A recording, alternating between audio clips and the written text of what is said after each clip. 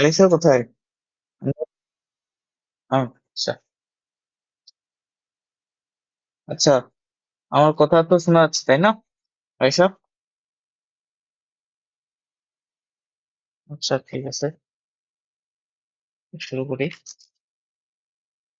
তো আমরা গতদিন আহ যতটুকু পড়ছিলাম আমরা হচ্ছে তরঙ্গ মুখ এবং হচ্ছে আলোর যে তরঙ্গের যে উপরিপাতন এইটুকু টপিক দিয়ে আমরা শেষ করছি আসলে। আহ, তো আজকে আমরা ওখান থেকে শুরু করব। তো আমরা দেখছিলাম দুই রকম, একটা তরঙ্গ আরেকটা তরঙ্গের উপর যদি উপরিপাতন ঘটে, সুপারপজিশন হয়, তাহলে দুই রকম ভাবে হতে পারে। একটা গঠনমূলক, দুইটারই অ্যামপ্লিটিউডটা বাড়ে যাবে। আর আরেকটা হচ্ছে আমরা বললাম ধ্বংসাত্মক, যেখানে একটা আরেকটাকে কাটাকাটি করে দিবে এরকম। ঠিক আছে? তো এটা ছিল আমাদের উপরিপাতনের যে কনসেপ্টটা। ঠিক আছে? এখন হচ্ছে আমরা আজকে যেটা পড়বো সেটা হচ্ছে এই উপরিপাতনের ফলে আমরা একটা ন্যাচারাল ফিনোমেনা দেখতে পাই, যেরকম কিনা প্রতিফলন, প্রতিসরণ। এরকম একটা জিনিস হচ্ছে ব্যাকস্যাট, যেটাকে আমরা বলি ইন্টারফিয়ারেন্স। ওটা উপরিপাতনটাই। তো ওটাকে আমরা কি বলতেছি, ওটাকে আমরা এইভাবে সংজ্ঞায়িত করতেছি। আচ্ছা, আহ, কিভাবে সংজ্ঞায়িত করতেছি আগে দেখে নি। ব্যতিচার বা ইন্টারফারেন্স এর ইয়াটা, একটু সংজ্ঞাটা পড়ো, তাহলে বুঝতে পারবা। দুটি সুসংগত উৎস হতে, এটা আমরা পরে ব্যাখ্যা করব। দুটি সুসংগত উৎস হতে নিঃসৃত দুটি আলোক তরঙ্গের উপরিপাতনের ফলে, মানে সুপারপজিশন হবে, তাহলে একটা ধনুষ্যত্বর একটা গঠনমূলক হতে পারে। এর ফলে কোনো বিন্দুর আলোক তীব্রতা বৃদ্ধি পায়, আবার কোনো বিন্দুর আলোক তীব্রতা হ্রাস পায়। বুঝতে পারতেছো? কখন তীব্রতা বৃদ্ধি পাবে? যদি গঠনমূলক হয়। আর তীব্রতা হ্রাস পাবে যদি ধ্বংসাত্মক হয়। এটা আমরা অবশ্য ম্যাথমেটিক্যালিও দেখবো। এর ফলে কোনো তলে পর্যায়ক্রমে আলোর উজ্জ্বলতা এবং অন্ধকার অবস্থার সৃষ্টি হয়। এই ঘটনাটাকে আমরা বলতেছি কি, ব্যতিচার। তো বুঝতে পারছি ব্যতিচার কোন জিনিসটাকে বলতেছি, এই যে আলোর উপরিপাতন হচ্ছে, যার ফলে যে এই যে উজ্জ্বল আলোর তীব্রতা, কিছু কিছু জায়গায় আলোর তীব্রতা বাড়তেছে, কিছু কিছু জায়গায় আলোর তীব্রতা কমতেছে, এই পুরো জিনিসটাকে আমরা বলতেছি ইন্টারফারেন্স।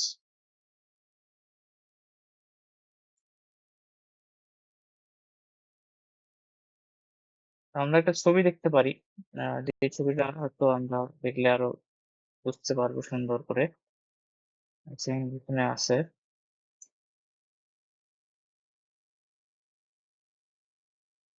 আমরা আহ,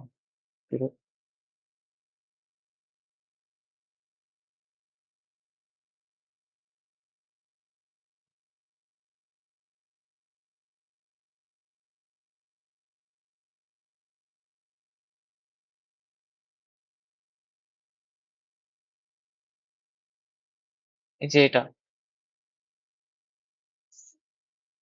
এটা আসলে আমরা বলতে পারি আলোর ব্যতিচারের একটা মানে চিত্র। যে আলো যখন আলোর যখন ব্যতিচার হয়, তখন এরকম কিছু একটা আমরা ইফেক্ট দেখতে পাই। মানে এটা একটা পর্দা আসলে, এই পর্দার উপর আলোগুলা দেখো উজ্জ্বল অন্ধকার, উজ্জ্বল অন্ধকার এভাবে আছে। এটাকে আমরা বলছি ইন্টারফারেন্স, এই ব্যাপারটাকে। তো এখন ইন্টারফারেন্স বুঝছি জিনিসটা কি। তো আমাদেরকে আহ যেটা করা লাগবে হচ্ছে এটার প্রিভিয়াস কিছু জিনিস জানা লাগবে। উপরিপাতন জিনিসটা বুঝছি, এখন বেতিচার জিনিসটা হইতে হলে কিছু শর্ত তোমাকে মানতে হবে যদি বেতিচার হইতে পারে। বেতিচার হওয়ার জন্য কিছু শর্ত আছে, এমনি এমনি বেতিচারটা হবে না, সবসময় এই বেতিচারটা পাবা না। কিছু শর্ত আছে। সেই শর্তগুলো কি? প্রথম যে সত্যটা হচ্ছে কি, যে তোমার যে এই তরঙ্গগুলো যারা ব্যতিচার ঘটাবে, মানে Y1 এবং Y2, যে তরঙ্গ দুটা যারা ব্যতিচার ঘটাবে, তাদের যে উৎসটা, সেটা সুসংগত উৎস হতে হবে। এখন কথা হলো সুসংগত উৎস আবার জিনিসটা কি। এটা ব্যতিচার হওয়ার প্রথম শর্ত, যে সুসংগত হতে হবে। ঠিক আছে? তো এখন সুসংগত উৎস বলতে কি, এখানে আমি হচ্ছে সংজ্ঞাটা লিখছি, এই যে এইটা হচ্ছে সংজ্ঞাটা। কি বলছে দেখো একটু পড়ো। যে সুসংগত উৎস বা কোহেরেন্ট সোর্স দুটি উৎস হতে সমদশা সম্পূর্ণ বা কোনো নির্দিষ্ট দশা পার্থক্যের একই তরঙ্গদৈর্ঘ্যের দুটি আলোক তরঙ্গ নিঃসৃত হলে তাদেরকে সুসংগত উৎস বলে। একটু কঠিন করে বলছে এখানে। মেইন কথা এটা মনে রাখবা। তুমি আমাকে একটু বলবা একজন, যে ওয়াই ইকুয়াল টু, আমি যদি একটা তরঙ্গের ইকুয়েশন লিখতে চাই, তাহলে ওটা একটা তরঙ্গের ইকুয়েশনটা কি হবে? এ সাইন, তারপর কি জানি ছিল অর্ণব, তরঙ্গের যদি আমি লিখতে, হ্যাঁ, কে, তার আগে কিছু ছিল না? 2 পাই ল্যামডা টাইপের কিছু একটা ছিল না? কি ছিল বলো দেখি তরঙ্গের ইকুয়েশনটা।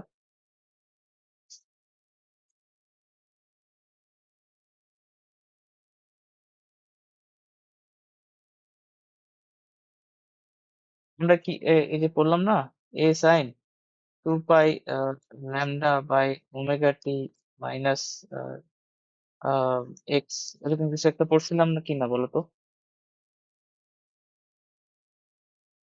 এটা একটা তরঙ্গের ইকুয়েশন, বলো পড়ছি কিনা বলো, নাকি ঠিক ঠিক লিখছি কিনা আমি বলো এখানে। এ sine 2 pi lambda into omega T minus x. আমরা ইলেকট্রোম্যাগনেটিক হ্যান ত্যান সবই তো পড়লাম একটা লাস্ট ডেট লেকচারে, এটাই পড়ছি কিনা বলো আর কি, বলো।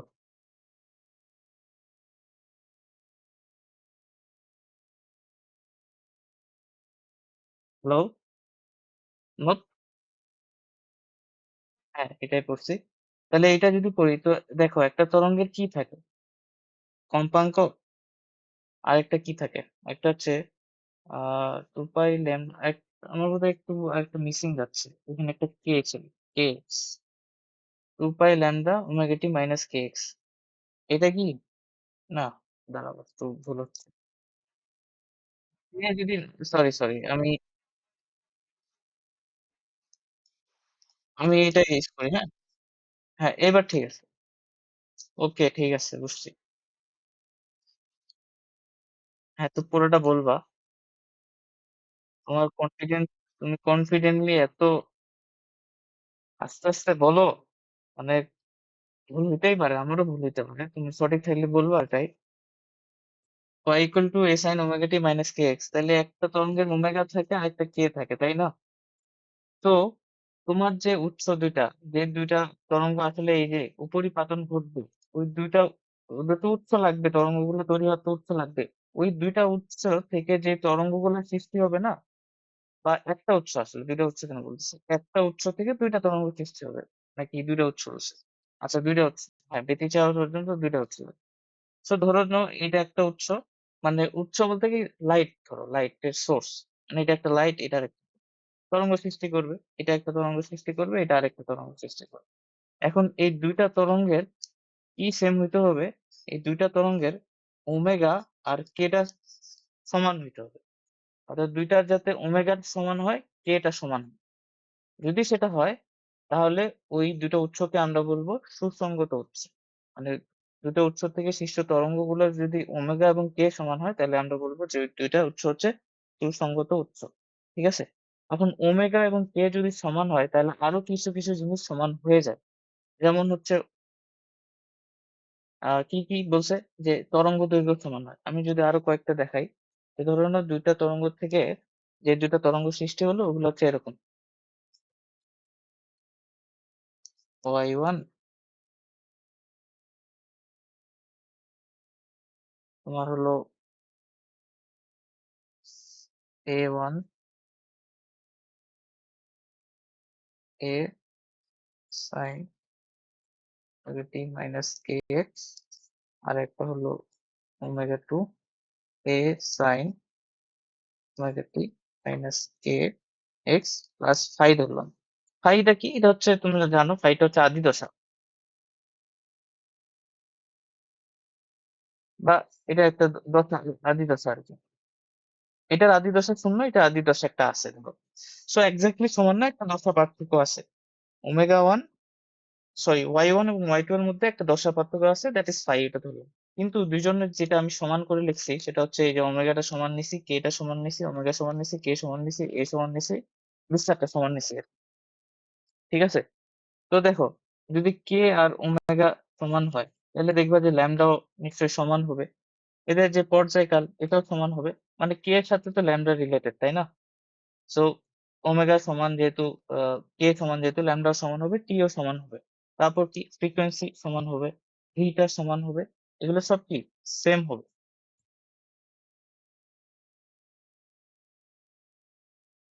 তাহলে সুসংগত তুমি কিভাবে বুঝবা? তুমি এটা দেখেই বুঝবা যে ওমেগা আর কে এই দুইটা দুইজনের সমান আছে কিনা। তাইলে হচ্ছে দুইটা তরঙ্গের যে উৎস দুইটা আছে সেটা সুসংগত।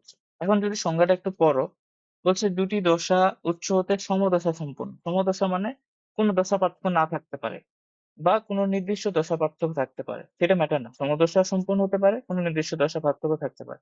একই তরঙ্গ দৈর্ঘ্যের দুইটি আলোক তরঙ্গ নিঃসৃত হলে তাদেরকে সুসংগত উৎস বলছে। ঠিক আছে, তুমি এই সংজ্ঞাটাও ইউজ করতে পারো। অথবা তুমি আমি যেটা বললাম কোনো তরঙ্গে যদি ওমেগা এবং কে সমান হয় তাহলে সেটা সুসংগত উৎস। হ্যাঁ, তো এটা ক্লিয়ার হলো যে ওই যে y1 এবং y2 টা ওটা সুসংগত উৎস হতে সৃষ্টি হতে হবে। এটা প্রথম ব্যতিচার হওয়ার জন্য প্রথম শর্ত এটা। আচ্ছা, এখন আমরা জানি তরঙ্গের উপরিপাতন হয় দুই রকম, একটা দুইটা যোগফল হতে পারে, দুইটা বিয়োগফল হতে পারে। তো সেই রকম ভাবে আমাদের ব্যতিচারও দুই রকম হয়, গঠনমূলক ব্যতিচার। আরেকটাকে আমরা বলবো যে ধ্বংসাত্মক ব্যতিচার, ডিস্ট্রাকটিভ ইন্টারফারেন্স। ঠিক আছে, ওকে। এখন আমি তোমাদেরকে একটু ওই যে তীব্রতার সাথে এটা একটু সম্পর্ক নিয়ে আসতে চাই। যে তোমরা এটা কি জানো যে এই যে তীব্রতা আই এই সমানুপাতিক এ স্কোয়ার, এটা কি তরঙ্গ চ্যাপ্টারে পড়া হয়েছে?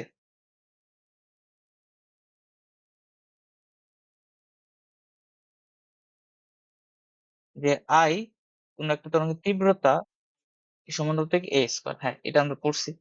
সো তুমি দেখো, ধরো যে আমরা তো যেহেতু ব্যতিচার করবো তার মানে এইটার যে ধরো এটা এ এ আর এটা আমি ধ্বংসাত্মকে চলে আসছি ইয়াতে, এখান থেকে স্টার্ট করলাম। ধরো এটাও এ আর তোমার এটাও এ, যেহেতু আমরা সুসংগত উৎস থেকে নিছি ধরে নিচ্ছি, তাহলে আমাদের আইটা হচ্ছে সমানুপাতিক এ স্কোয়ার, তাই তো? আচ্ছা, তাহলে এখন এইটা তো এ প্রাইম নাকি, এবং এ প্রাইমটা হবে এ আর এ যোগফলের সমানুপাতিক, দুইটা প্লাস যুক্ত হয়ে মানে ইয়া হবে, টু এ অ্যামপ্লিটিউড হবে, এ প্রাইম হবে টু অ্যামপ্লিটিউড। তাহলে এই যে তীব্রতাটা আই প্রাইম এটা কত হবে? টু এ স্কোয়ার। তাহলে আই প্রাইমটা কি হবে? ফোর এ স্কোয়ার। তাহলে দেখো আই প্রাইমটা কি আই এর চেয়ে বেশি না? তীব্রতা বাড়ে গেছে। তার মানে ধ্বংসাত্মক ব্যতিচার হলে তীব্রতা বাড়ে যাবে। ঠিক আছে, এই সূত্র থেকে আমরা ওইটাকে বলতে পারি। তো ধ্বংসাত্মক সরি কি বলতেছি, গঠনমূলক ব্যতিচার হলে আমাদের যে ইয়াটা তীব্রতাটা বাড়ে যাবে। আর ধ্বংসাত্মক যদি হয়, এখানে তো এর মান আমাদের শূন্য হয়ে যাচ্ছে, তাহলে আইটা কি, আইটাও শূন্য।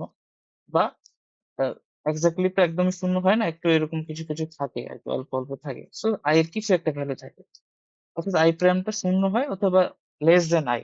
সো এখানে তীব্রতাটা কমে যায়। তো এখন বোধহয় সংজ্ঞাটা বুঝা যাচ্ছে যে ওরা ব্যতিচারের যে সংজ্ঞাটা দিছিল ওইটা আমাদের এটা আসতেছে। এখন এই পুরা জিনিসটাকে আমাদেরকে বিশ্লেষণ করতে হবে, এটার সাথে মানে কিভাবে আমাদের জিনিসপত্রগুলো জড়িত সেগুলো করতে হবে। তো তার আগে এগুলো একটু দেখে নিই। কি বলছে যে ব্যতিচারের কন্ডিশন ভেরি ইম্পর্টেন্ট। কি কি কন্ডিশন? প্রথম কন্ডিশন বলছে আলোর উৎস দুইটা সুসংগত হইতে হবে, মানে যে দুইটা তরঙ্গ যে দুইটা উৎস থেকে আসতেছে ওইগুলো সুসংগত উৎস হইতে হবে। তাও বলছে যে উৎস দুইটি ক্ষুদ্র এবং সূক্ষ্ম হইতে হবে। উৎস দুইটি কি বলছে? ক্ষুদ্র এবং সূক্ষ্ম। ঠিক আছে, ওগুলো বেশি বড় হওয়া যাবে না। মানে তোমার হচ্ছে খুবই মানে কি ক্ষুদ্র এবং সূক্ষ্ম কেন বলতেছি এটা আমি একটু পরে আসতেছি। উৎস দুটি পরস্পরের খুব নিকটে থাকতে হবে, এটা একটা বলছে। তরঙ্গ দুইটির বিস্তার সমান বা প্রায় সমান হতে হবে, এটা তো আমরা বুঝলাম যে সুসংগত উৎস হতে যেহেতু আসতেছে। এইটা আপাতত এইটা বলছে। সো এই ৫ নম্বর যে ইয়াটা লাইনটা, ২ নম্বরটা ওটা আমরা একটু পরে ব্যাখ্যা করতেছি। আচ্ছা, তো এখন আমরা যেটা দেখবো সেটা হচ্ছে ইন্টারফারেন্স অফ লাইট। ঠিক আছে?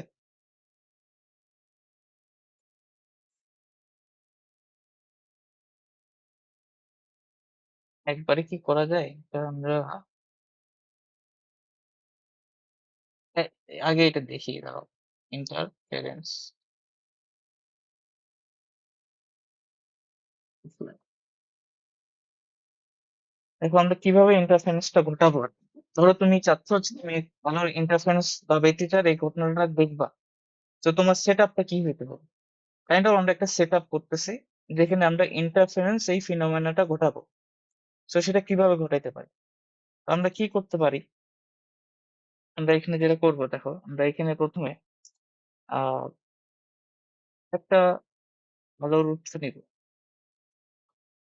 এটা একটা আলোর উৎস ধরো। ঠিক আছে? এখান থেকে আমাদের আলোটা আসবে। তো এরপরে এই উৎসের চারপাশ থেকে এগুলো এখন বলার দরকার নেই। এই উৎসের চারপাশ থেকে কি হবে? তরঙ্গ মুখগুলা দেখা যাবে কিনা বলো তো? এইভাবে তরঙ্গ মুখ আমি পাবো কিনা বলো? তরঙ্গ মুখগুলো এভাবে পাওয়া যাবে কিনা বলো তো? অন্য তাহলে এরকম করে। তো এরপরে আমি কি করলাম?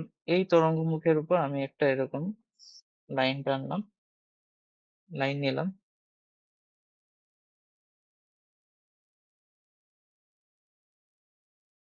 ঠিক আছে? আচ্ছা, এখানে একটা আমি ছিদ্র করব। আমি এখানে কি করছি? এই যে এটা আছে না? এটা ধরো যে একটা পর্দা।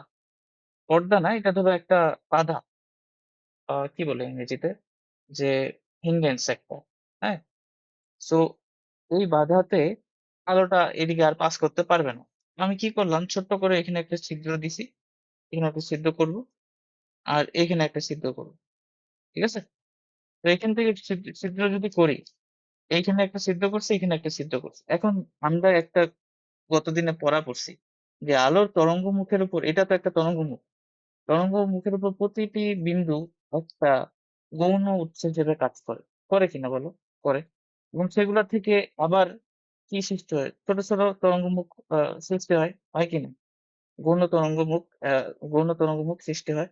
তো এগুলো আমি যদি এখানে বানানো শুরু করি, দেখো তাইলে এগুলা কি এইভাবে আসবে না? মানে আলোটা মানে তরঙ্গমুখগুলো এভাবে আসবে কিনা বলো? একটু বলবা?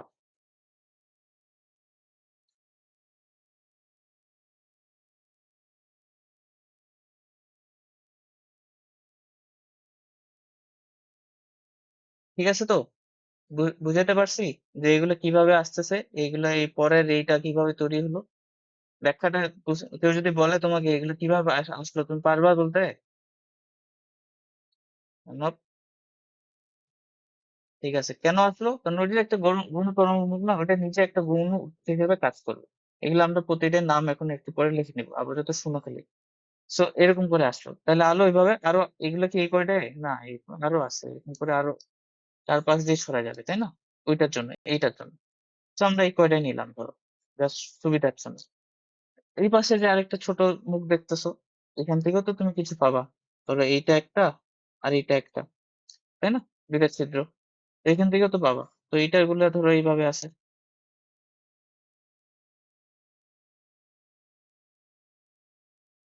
উম, ধরো এইভাবে অন্য কালি দিয়ে দিই। হ্যাঁ, এই। তো এইখান থেকে সৃষ্টি হলো, এখান থেকে সৃষ্টি হলো। তাইলে দেখো তুমি একটা জিনিস চিন্তা করে দেখছো, এখানে কিন্তু ওভারল্যাপ হয়ে গেছে। এই তরঙ্গ মুখটা আর এই তরঙ্গ মুখের, এই হচ্ছে তরঙ্গ মুখ আর এই হচ্ছে তরঙ্গ মুখ গুলা ওভারল্যাপ করছে। তার মানে কি এখানে কি উপরিপাতন হয়েছে কিনা বলো? হয়েছে।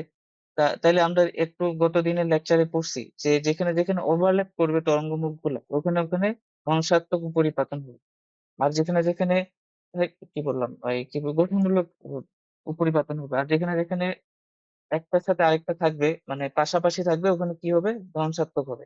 তাহলে সেই হিসাবে তুমি বলো আমি এই লাইন বরাবর কি পাবো? এই যে মাঝখান বরাবর যদি আমি নিই আর কি, ধরো মাঝখানে এটা একটু আমার চিত্র একটু উলট হইছে, ধরো আর কি এটা মাঝখানে। হুম, এটা একটু কালিটা ধরাই দিই। হ্যাঁ, সো এই মাঝখান বরাবর দেখো এই জায়গায় ওভারল্যাপ হয়েছে না? এই যে ওভারল্যাপ, তার মানে এখানে কি হয়েছে? তখন গঠনমূলক ব্যতিচার হয়েছে। তো এখানে তুমি কি পাবা? গঠনমূলক ব্যতিচার বা গঠনমূলক উপরিপাতন যাই বলো, তা যদি হয়, আপাতত ব্যতিচার বলবো এখন আমরা, কারণ এখানে উৎসগুলা যা নিছি আমি সুসংগত উৎস নিছি। সো এখানে তাহলে কি হয়েছে? গঠনমূলক ব্যতিচার হয়েছে, তার মানে এখানে আলোক তীব্রতা বেশি পাওয়া যাবে। বুঝাইতে পারছি? সো এই লাইন বরাবর আলোক তীব্রতা বেশি পাওয়া যাবে। আলো কোথায় কোথায় পাওয়া যাবে? যেখানে যেখানে উপরিপাতন গুলো হয়েছে ওখানে এখানে পাওয়া যাবে, মানে এখানে পাওয়া যাবে। যদি একটু লাইনের ইয়েটা বাড়াচ্ছি, ওখানে পাওয়া যাবে এরকম করে। তারপর কোথায় পাওয়া যাবে? এই বরাবর পাওয়া যাবে, মানে যেখানে যেখানে ওভারল্যাপ গুলো হয়েছে ওখানে। আর তাদের ঠিক মাঝে মাঝে আমরা দেখছিলাম একটা চিত্র দেখছিলাম। এই যে এই চিত্রটা তোমাকে একটু দেখাইলাম। এই যে কোন চিত্রটা?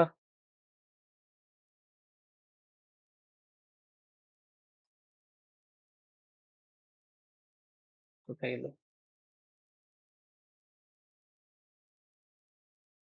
ঠিক এই ঘটনাটাই ঘটবে আমাদের। সরি, কই গেল? এই ঘটনাটাই এখানে ঘটবে, বুঝছো? যে এই যে এই জায়গাগুলোতে কি হইছে? এখানে দেখো, ঢেউগুলো বেশি উপরে আছে, মানে অ্যামপ্লিটিউডটা ওদের বেশি। এখানে হইছে কি? এখানে হইছে গঠনমূলক ব্যতিচাপ। আর এই জায়গাগুলোতে এখানে কোনো ঢেউই দেখতেছো না। কারণ এখানে তো ওরা কি করছে? এখানে আসলে গঠনমূলক ধ্বংসাত্মক ব্যতিচার হয়েছে। ঠিক এটাই আমরা আলোর ক্ষেত্রে দেখতেছি। আলোর ক্ষেত্রে এটা হয়েছে। তাহলে আলোর ক্ষেত্রে কিভাবে বুঝবো? উজ্জ্বল আলো আর অন্ধকার। ঠিক আছে? আলোর ক্ষেত্রে তো তীব্রতা অ্যামপ্লিটিউড দেখার কোনো স্কোপ নাই। বুঝতে পারছি? তো এখন তাহলে তার মানে আমাদের যে আমরা যদি ইয়াগুলো দেখি, মানে ধ্বংসাত্মক গুলা দেখি, ওগুলাকে কি কালার দিয়ে? ওগুলা ধরো এই কালার দিয়ে আমি রিপ্রেজেন্ট করতেছি। এগুলো হচ্ছে ধ্বংসাত্মক। তাহলে এইগুলো হচ্ছে ধ্বংসাত্মক। এই লাইন বরাবর ধ্বংসাত্মক পাবো। ঠিক আছে? আবার তো একইটা দিলাম। এখন আমি বুঝবো কিভাবে? এই জন্য বোঝার জন্য আমরা যেটা করি কি, এখানে একটা পর্দা দিয়ে দিই। এখানে একটা কি করি? পর্দা দিয়ে দিই। যে পর্দা হচ্ছে, আমরা পর্দাতে কি আলো পড়লে পর্দাতে আলোর আমি দেখতে পারবো না? এমনি তো দেখে চোখের মধ্যে তো তুমি বুঝতে পারবে না কোথায় তীব্র হচ্ছে কোথায় আছে। তুমি যদি পর্দা রাখো একটা, তাহলে লাইট উপরে পড়বে। তো ওখানে যেখানে তীব্র ওখানে বেশি উজ্জ্বল দেখাবে, যেখানে কম ওখানে কম উজ্জ্বল দেখাবে। ফলে যেখানে তোমার উজ্জ্বল বেশি ওখানে এই যে এখানে তুমি উজ্জ্বল দেখবা। মানে কি হবে এখানে? এরকম জিনিস দেখবা।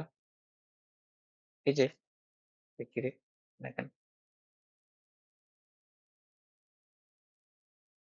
এই যে এখানে তুমি উজ্জ্বল দেখবা। আর মাছগুলোতে তুমি এখানে তুমি উজ্জ্বল দেখবা, তারপর এখানে তুমি উজ্জ্বল দেখবা। আর ওই কালো জায়গাগুলোতে তুমি কি দেখবা? কালো দেখবা। বুঝাইতে পারছি? এগুলাতে তুমি কালো দেখবা। কালো কালো দেখবা না, এক্স্যাক্টলি মানে এরকম হবে ব্যাপার। সো এই ফেনোমেননটা দেখা যাবে, এবং এটাকে আমরা বলতেছি আসলে আহ ব্যতিচার হওয়া। তো ব্যাকগ্রাউন্ডে কি হয়েছে ওটা আমরা দেখলাম আর কি। তো এই জিনিসটাই এখানে হয়, বুঝছো? এই যে এটাই হয়। এই যে উজ্জ্বল, এই মাঝে অন্ধকার আছে। উজ্জ্বল, এর মাঝে আবার অন্ধকার আছে। এরকম জিনিসটা হয়। তো এখানে মনে হচ্ছে যে সবই তো উজ্জ্বল। অন্ধকার তো অনেক কম। আমি আমার দেখো এইটা আর এটা আমি সমান দিছি। ওখানে ওরা দেয়নি কেন? কারণ আলো কি হয়? আলো তো ছড়ায় যায়। ফলে তুমি এখানে যদি দেখো তাহলে এখানে কিছু আলো আসবে, এখানে একটু আলো আসবে। বাট রিয়েলি যদি আমি চিন্তা করি ম্যাথমেটিক্যালি, তাহলে এখানে এটা যতটুকু হবে এটাও ঠিক ততটুকুই হবে। বুঝতে পারছি? এই জন্য রিয়েল লাইফের চিত্রটা এরকম, তবে আমরা জ্যামিতিক চিত্রটা আঁকলে এরকম দেখাবে জিনিসটা। সো জিনিসটা, আর তোমাদের গত দিনের লেকচারটা ছিল আসলে এই জিনিসটাকে যাতে তুমি বুঝতে পারো যে আমি এই যে মাঝখানে ওভারল্যাপ করে যেখানে এখানে উজ্জ্বল হচ্ছে, কেন ওভারল্যাপ করে উজ্জ্বল হচ্ছে সেটা যাতে বুঝতে পারো আসলে। কারণ তুমি দেখছিলে যে ওভারল্যাপ হলে কি হয়, যে ওই গঠনমূলকের পজিশনটা তৈরি হয়। ফলে কি হয়, যে গঠনমূলক ব্যতিচার হয়। আর একটার পাশে আরেকটা হলে যে পজিশনটা যায় সেটা হচ্ছে ধ্বংসাত্মকের পজিশনে। দুইটা দুইটা ইয়া ওয়েভ। ফলে ওখানে কি হবে? ওখানে তুমি দেখবা, মানে অন্ধকার দেখবা বা ধ্বংসাত্মক ব্যতিচার দেখবা। তো এখন আমরা এটা যেটা পড়লাম, এটা একজন বিখ্যাত বিজ্ঞানীর একটা সেট আপ ছিল, ইয়াংস। এটাকে বলা হয় ইয়াংস এর double slit experiment. Double slit, slit মানে হচ্ছে ছিদ্র, ডাবল মানে হচ্ছে দুইটা ছিদ্র। তো এখানে দুইটা ছিদ্র করছিলাম, দেখছিলা তোমরা। এই জন্য এটার নাম ছিল ইয়াংস ডাবল স্লিট এক্সপেরিমেন্ট, যেটার মাধ্যমে তিনি ব্যতিচার এই ফেনোমেননটা করছিলেন, ব্যাখ্যা করছিলেন আর কি। ঠিক আছে? তো এখানে কিছু পরিচয় লিখে দেওয়া লাগবে আমাকে। যেমন এখানে তোমার এইগুলা ছিল কি? গৌণ তরঙ্গ। ঠিক আছে? আর এইটা কি ছিল? এগুলো ছিল গৌণ উৎস। আর এটা তোমার উৎস, মেইন উৎস, প্রধান উৎস আর কি। ঠিক আছে? আর কি? হ্যাঁ, এগুলো মোটামুটি এগুলো। ওকে। এটা হচ্ছে পূর্ণ তরঙ্গ। ঠিক আছে, আর আমরা এটাকে সাইডে লিখে দিই। কি লিখে দিব?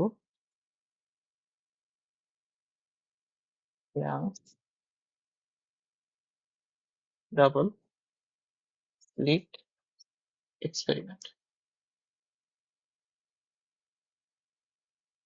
ঠিক আছে, কেন ইয়াংস ডাবল স্লিট? আশা করি বুঝতে পারছি।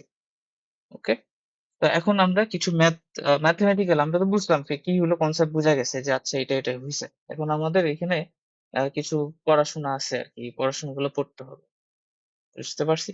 আচ্ছা, দেখ, এখানে একটা জিনিস বলে নিই, মানে ব্যাকগ্রাউন্ডে যেটা, ধরো এইখানে তুমি এই পয়েন্টে, ধরো পর্দার উপর আমি যদি এই পয়েন্টটা নোট ডাউন করি, এই পয়েন্টটা আমি দেখবো যে আচ্ছা পর্দায় এখানে উজ্জ্বল আমি কিছু একটা পাইছি। সো এই পয়েন্টটা উজ্জ্বল পাওয়ার অর্থ কি? মানে এইখানে যেই ইয়া হইছে, মানে এই পয়েন্টে যে তরঙ্গগুলো আসছে, সেই তরঙ্গগুলোর এখানে গঠনমূলক বেটেচার হয়েছে। তো এইটা একটা উৎস, এই উৎস থেকে একটা যদি তরঙ্গ, আমি তরঙ্গ আঁকতেছি, নট তরঙ্গ মুখ। তো তরঙ্গগুলো নিশ্চয়ই এইভাবে আসছিল, ঠিক আছে? আর এই পয়েন্ট থেকে একটা তরঙ্গ ধরো এইভাবে আসছিল। সো এই দুজনের এই পয়েন্টে কি হয়েছে, মানে এই পার্টিকুলার এই পয়েন্টে যেটা হয়েছে, গঠনমূলক বেটেচার হয়েছে। দ্যাটস ওয়াই এখানে আসলে তুমি ইয়া দেখতে পাচ্ছ, মানে উজ্জ্বল একটা জিনিসপত্র দেখতে পাচ্ছ। বুঝতে পারছি? এইটা তুমি যদি তরঙ্গের রেসপেক্টে দেখতে চাও তাহলে জিনিসটা হয় এরকম ভাবে। তো আমরা তরঙ্গ মুখ দিয়ে জিনিসটাকে ব্যাখ্যা করলাম। Okay? আমরা, হ্যাঁ, এখন হচ্ছে দেখো, এখন এই তিনটা সূত্র, বাকি যে শর্তগুলো ছিল ওগুলো বুঝতে পারবে। উৎস দুইটা ক্ষুদ্র এবং সূক্ষ্ম হইতে হবে। মানে কি, যে তোমার যে উৎস দুইটা, তুমি আসলে উৎস কি হিসেবে ট্রিট করছো বলো তো? এখানে তোমার উৎস হচ্ছে এই দুইটা ছিদ্র, স্লিট গুলো, এগুলা হচ্ছে একটা উৎস। সো এগুলা সুসংগত উৎস। দেখো, রিয়েল লাইফে তোমার সুসংগত উৎস পাওয়াটা খুবই টাফ, সম্ভবই না আসলে। কারণ এমন কোনো দুইটা উৎস পাওয়া যাবে না যারা একই তরঙ্গ দৈর্ঘ্যের বা একই কম্পাঙ্কের দুইটা আলো সৃষ্টি করতে পারে। একটু তো ডিফারেন্স থাকবেই। সো আমরা আসলে একটা বুদ্ধি করছি, বা ইয়াংস আসলে একটা বুদ্ধি করছে কি, ও একটা উৎস নিছে, নিয়ে ওইটা থেকে, ওইটা তরঙ্গমুখ থেকে দুইটা উৎস বানাইছে বুদ্ধি করে। হাইগেনের যে প্রিন্সিপালটা ছিল সেটা করে, যে কি, যে আচ্ছা আমি একটা পর্দা দিব, একটা বাধা দিব, ওখানে একটা ছিদ্র করলে তো ওখানে এক একটা উৎস হিসেবে কাজ করবে। তো তখন এই দুইটার মাদার তো এইটাই, যে প্রধান উৎসটা। তাহলে এই দুইটা থেকে যে তরঙ্গ মুখগুলো, গৌণ তরঙ্গ গুলো আসবে, এগুলার ওই একই কম্পাঙ্ক থাকবে। অর্থাৎ পূর্ণ তরঙ্গের যে ওমেগা এবং কে ছিল, এই গৌণ তরঙ্গ গুলোর ওমেগা এবং কে একই থাকবে। তো এই বুদ্ধিটা ও করছে। তো এই জন্য আমরা বলি যে উৎস দুইটা খুবই ক্ষুদ্র হতে হবে এবং খুবই কাছাকাছি থাকতে হবে। মানে এটা আমরা চিত্র আঁকার জন্য এইভাবে আঁকছি। রিয়েল লাইফে এগুলো অনেক কাছাকাছি থাকে, একদম খুবই ক্লোজ। তুমি মনে করবা যে এটা আসলে একটাই উৎস, মানে এই দুইটাকে তুমি একটাই মনে করতে পারো, বাট এগুলো খুবই কাছাকাছি থাকবে। বুঝতে পারছি? তো এটা হচ্ছে আমাদের, যদি তুমি আসলে এই জিনিসটা পাইতে চাও আর কি, এই জিনিসটা যদি দেখতে চাও, তাহলে তোমাকে এই জিনিসটা করা লাগবে। সো তরঙ্গ দুটি বিস্তার, এটা গেল, হয়ে গেল। হ্যাঁ, উৎস দুটি ক্ষুদ্র সূক্ষ্ম হতে হবে এবং হচ্ছে উৎস দুটি পরস্পর খুব নিকটে থাকতে হবে। এটা আরেকটা। ৫ নম্বরটা একটু পরে বুঝতে পারবো। আচ্ছা, হলো। এখন দেখো, এখন আমরা একটা কাজ করবো, ম্যাথমেটিক্যাল কিছু জিনিসপত্র লেখা লাগবে আমাদের। আমরা পড়ছি অনেক কিছু, হলো ফিজিক্স অনেক কিছু পড়ছি, এবার ম্যাথ করতে হবে।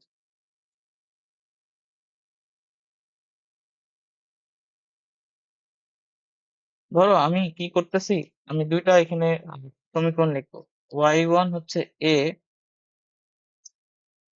a1, হ্যাঁ a1 ধরি, a1 সাইন ওমেগা টি, ঠিক আছে? আর y2 হচ্ছে a2 sign omega T plus 5। এটা কিসের সমীকরণ? এগুলো y1টা এবং y2টা কিসের সমীকরণ বলতে পারবা কেউ?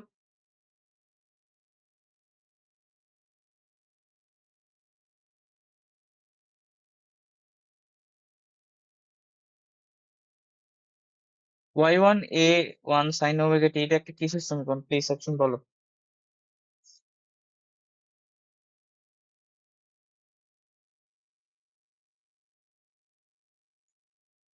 ঠিক আছে, গুড। হ্যাঁ, কোণাটার একটা কোণার। এটা কি একটা ওয়েভের ইকুয়েশন নাকি একটা কোণার ইকুয়েশন বলো তো আমাকে?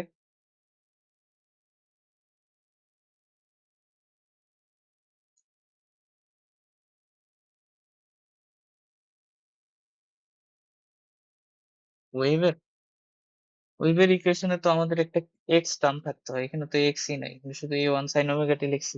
এটা ওয়েভের ইকুয়েশন?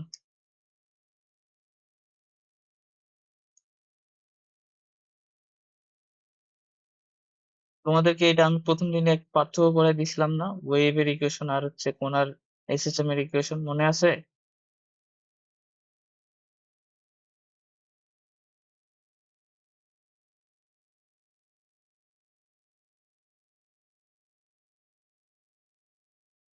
এটা একটা, আমি এখানে জাস্ট তোমাদেরকে চেক করার জন্য বলতেছিলাম, এই জন্যই যে আমি যেটা করছি যে দুইটা তরঙ্গ নিব না, মানে ধরে নাও দুইটা তরঙ্গ নিয়ে ওরা কি করবে, বা দুইটা লাইট ওরা কি করবে, মানে ব্যতিচারে যাবে।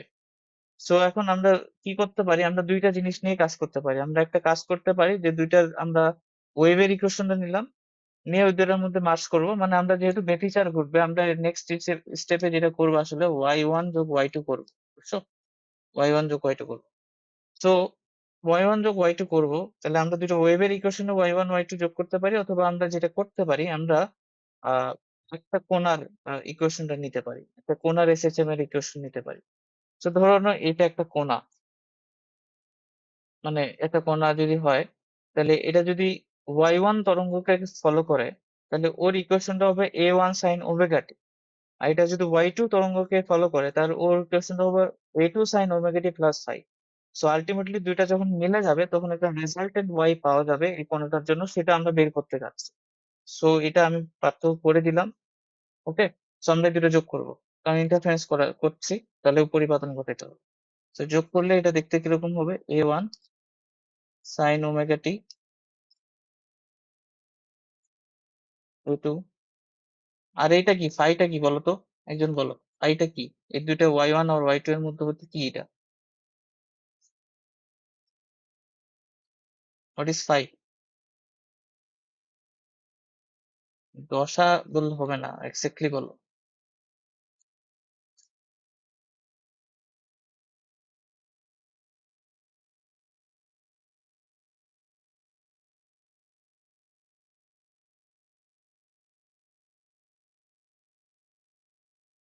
আচ্ছা, সো এখানে আমরা একটা ত্রিকোণমিতি করতে হবে। কি ত্রিকোণমিতি করব? এখানে সূত্র ফেলে দেওয়ার পরে এ সাইন ওমেগা টি প্লাস এ টু সাইন, সাইন এ প্লাস বি এর সূত্র বলো অন্য।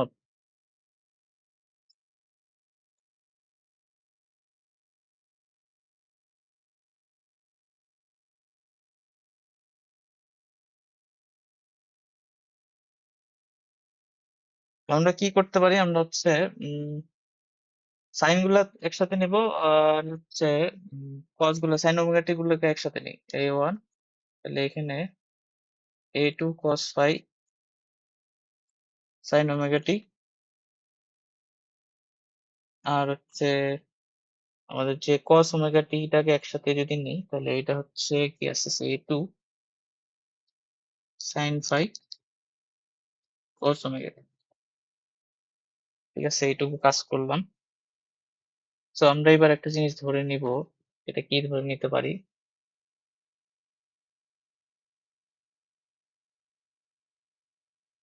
তো এইটাকে এ cos থিটা ধরো, এ cos থিটা হচ্ছে এ ওয়ান এ টু cos ফাই, আর এ সাইন থিটা ধরবো এ টু সাইন ফাই কে। ঠিক আছে, তো আমরা যদি তাই করি তাহলে এটা আসতেছে কিরকম, A cos theta sine omega T, তারপর হচ্ছে A sine theta cos omega T. এখানে আবার সূত্র পড়ে যায়, কি পড়ে, A equal to sine omega T plus theta, এটা আছে। ঠিক আছে, তাহলে y এর ভ্যালু কত আসলো আমাদের? y ইকুয়াল টু আসলো a sin omega t plus theta. এখন আমাকে একটু বলবা তোমরা ত্রিকোণমিতি ত্রিকোণমিতি রাইসা, তুমি কি ত্রিকোণমিতি করছো? 7.1 করছো, 7.1, 7.2 করছো? ইয়া বিপরীত ত্রিকোণমিতি করছিল। ওখানে কি এরকম ম্যাথ ছিল না যে এরকম দুইটা জিনিসকে একসাথে এরকম একটা করে লেখা যাইতো? কিংবা ত্রিকোণমিতি বাদ দাও, তুমি পিরিয়ডিক মোশন চ্যাপ্টার তো তোমরা পড়ছো, ওখানে এরকম কিছু পাইছিলা না যে এরকম দুইটা জিনিস থাকতো? একটা তপন স্যারের বইয়ে একদম একটা এমসিকিউ ছিল যে একটা বানাইতে হইতো। করছিলা কি এরকম আগে কোনো কিছু? ফেজর নামটা শুনছো? ফেজর?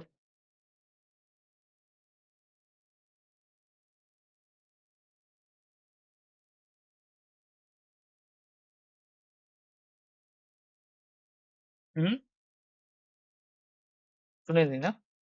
আচ্ছা, তো ফেজর ডায়াগ্রাম দিয়ে আমরা এই জিনিসটা সহজে করতে পারি।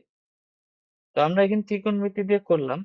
এখানে দেখো, এখানে আমাদের নেক্সট যে কাজটা হবে, নেক্সট নেক্সট নেক্সট কাজটা হলো যে আমাদেরকে কি করতে হবে, যে এই আমরা কি করতেছি এখানে y1 আর y2 দুইটা sine function, a1 sin omega T plus a2 sin omega T plus 5, এইটাকে একটা সাইন ফাংশন দিয়ে আমাকে প্রকাশ করতে হবে এবং সেটা দেখতে হবে এরকম, যার একটা রেজাল্টেন্ট a থাকবে, হ্যাঁ, এবং যার এই যে এই জিনিসটা থাকবে মানে এইভাবে ওমেগা টি প্লাস এখানে থিটা হবে, আমি একটু ভুল করছি, সরি, এখানে একটা থিটা হবে। সো অর্থাৎ আমাকে দুইটা সাইন ফাংশন আছে, দুইটাকে একটা সাইন ফাংশন হিসেবে লিখতে হবে। সো এই কাজটা করতে হবে। সো তুমি দেখো এই দুইটা ইকুয়েশন থেকে সহজে তুমি a এর ভ্যালু এখানে বাইর করতে পারবা না? এটাকে যদি এক এটাকে দুই ধরো, স্কোয়ার করে যোগ করে দিবা, তাহলে কিন্তু a এর ভ্যালু পাই যাবা। আর যদি তুমি থিটার ভ্যালু পাইতে চাও, কারণ থিটাটা তো আননোন, তুমি দুইটা ভাগ করে দাও, টেন থিটার সূত্র দিয়ে থিটাটা পাই যাবে। সো আমি এটা দিয়ে করবো না, আমরা একটা ফেজর জিনিস করবো। আবার যদি ধরে নাও জানো না, তুমি ফেজর টেজর জানো না, অত কিছু জানতেও হবে না, রেজাল্টটা দরকার। সেটা কি, আমরা এইগুলাকে ফেজর হিসেবে ট্রিট করতে পারি।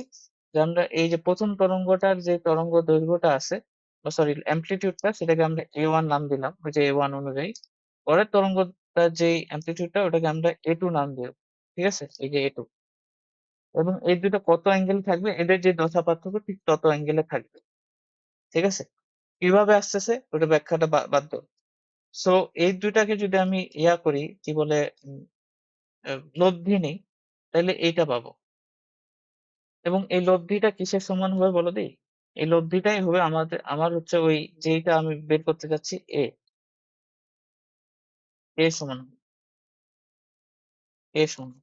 তো এখন আমরা বলো, এটা যদি 5 হয়, মধ্যবর্তী কোণ যদি 5 হয়, এটা যদি a1 হয়, এটা যদি a2 হয়, তাহলে লব্ধি বের করার সূত্র অনুযায়ী আমরা কি লিখতে পারি, যে a square equal to a1 square plus a2 square আর 2 a1 a2 cos এদের মধ্যবর্তী দশা পার্থক্য cos 5।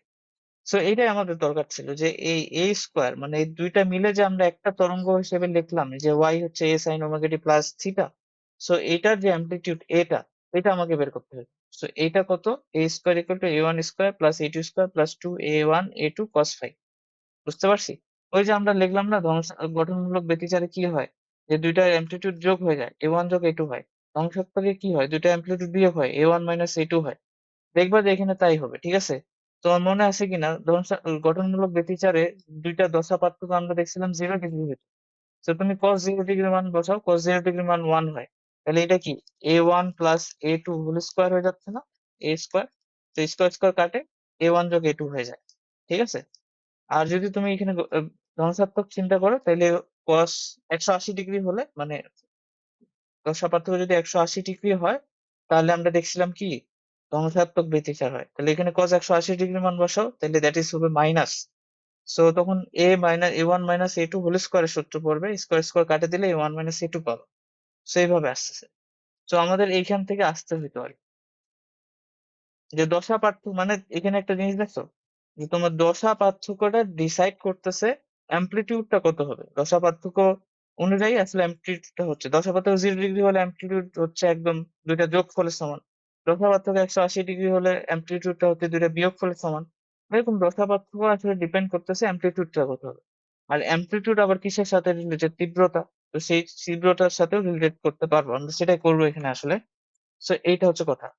আর তুমি যদি এই থিটাটা নিয়ে কনসার্ন থাকো, থিটাটাও বের করতে পারো। থিটা হবে এখানে এই যে টেন ইনভার্স, টেন থিটার সূত্রটা ফলো, যার সাথে কোনটাকে খালি রাখতে হবে A1, A2 মধ্যবর্তী কোণ cos ফাই, আর এখানে হবে A1 sin ফাই। এভাবে তুমি থিটাটাও বের করতে পারবে। ঠিক আছে? সেগুলো আসবে না, আপাতত আমাদের এই জিনিসটা দরকার ছিল। ঠিক আছে? সো আমরা দেখলাম কি যে ইন্টারফারেন্সের ফলে যেই আহ ইয়াটা হয়, মানে ওয়াইটা পাওয়া যায়, এটা কি হয়? এটা হয় A sin omega T plus theta. এখন হচ্ছে এই এটা হলে রেজাল্টেন্ট অ্যামপ্লিটিউড।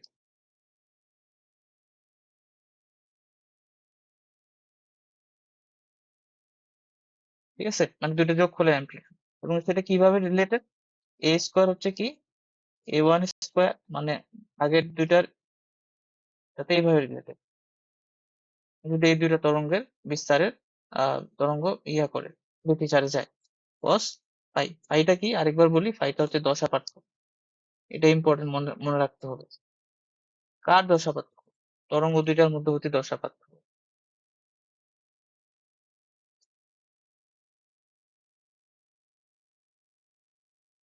আচ্ছা হলো। এখান থেকে আমাকে একটু এটা বলো যে আমরা কি জানি? আই সমানুপাতিক এ স্কোয়ার, জানি না? সো আই সমানুপাতিক যদি এ স্কোয়ার হয়, তাহলে আমরা কি লিখতে পারি? এটাকে আমরা আই স্কোয়ার লিখলাম। দাঁড়াও, আই স্কোয়ার না, এটাকে আমরা কি লিখতে পারি?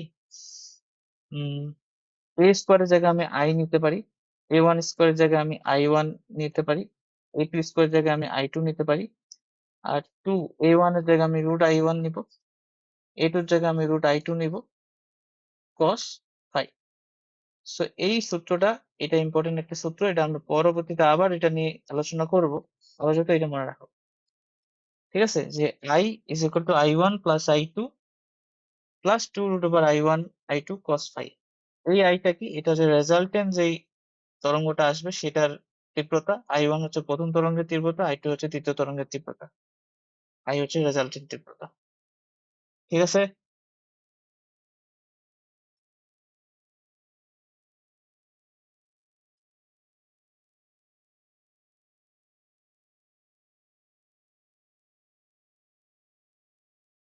এখন এখান থেকে আমরা ইম্পর্টেন্ট একটা ডিসিশনে আসবো।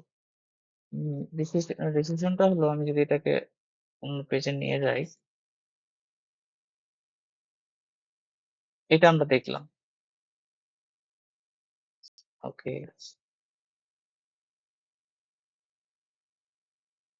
এটা আমরা দেখলাম। আচ্ছা, এখন দেখো, যদি গঠনমূলক বা সর্বোচ্চ তীব্রতা, মানে তুমি যদি দেখো যে গঠনমূলক যদি ব্যতিচার হয়, গঠনমূলক ব্যতিচার,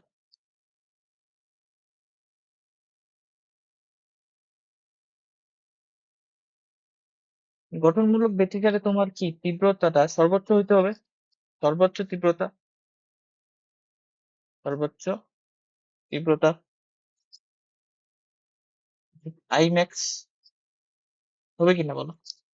আই ম্যাক্স, এটাই তো তোমার আই, এটা ম্যাক্স হতে হবে। সো আই ম্যাক্স কখন হবে বলো? সত্যটা কি? এই ইকুয়েশন দেখে আমাকে বলো আইটা ম্যাক্সিমাম কখন হবে। এখানে ভ্যারিয়েবল কোনটা বলো? I1 I2 cos ফাই কোনটা ভ্যারিয়েবল? যদি আই ম্যাক্স পেতে চাই, তাহলে তুমি আমাকে প্রথম ইকুয়েশনটা থেকে বলো যে আমি কি শর্ত অ্যাপ্লাই করবো।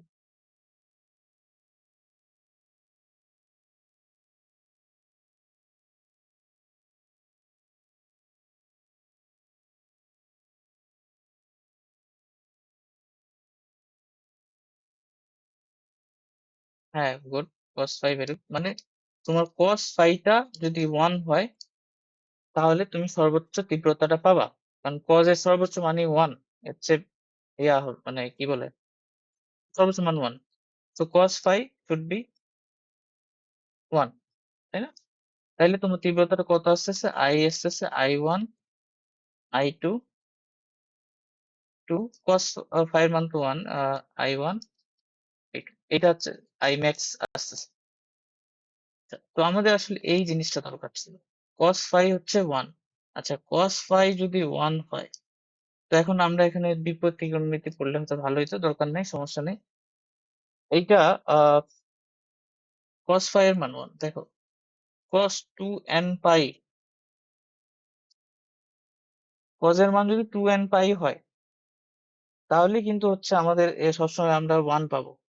ঠিক আছে? তাহলে phi ইকুয়াল টু কত হবে? phi ইকুয়াল টু আমরা দেখতেছি 2n পাই সমান, অর্থাৎ phi এর ভ্যালুটা যদি 2n পাই হয়, n এর ভ্যালু এখানে কি হবে? n এর ভ্যালু এখানে 0 থেকে 1 পর্যন্ত। n এর ভ্যালু এখানে 0 থেকে 1 পর্যন্ত।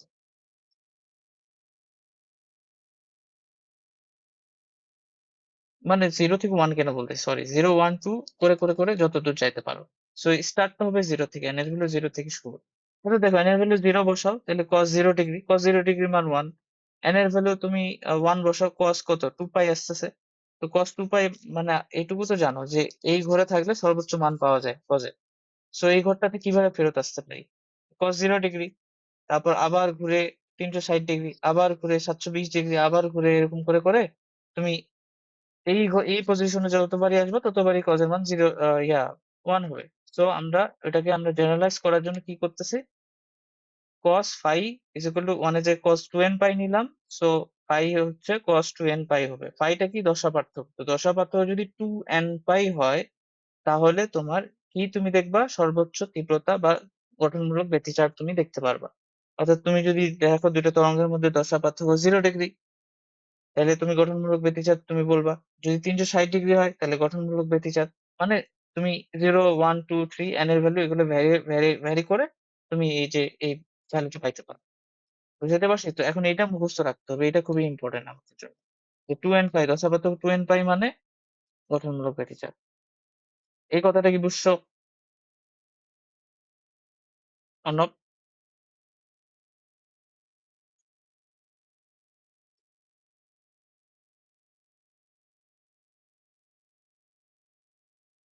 ধনাত্মক ব্যতিচার হলে কি হবে? আমাদেরকে আইটা মিনিমাম হতে হবে, তাই না? আই মিনিমাম হতে হবে, বা সর্বনিম্ন তীব্রতা আর কি। সর্বনিম্ন তীব্রতা কিভাবে? তাইলে এখানে cos এর মান তাহলে কত হইতে হবে বলো?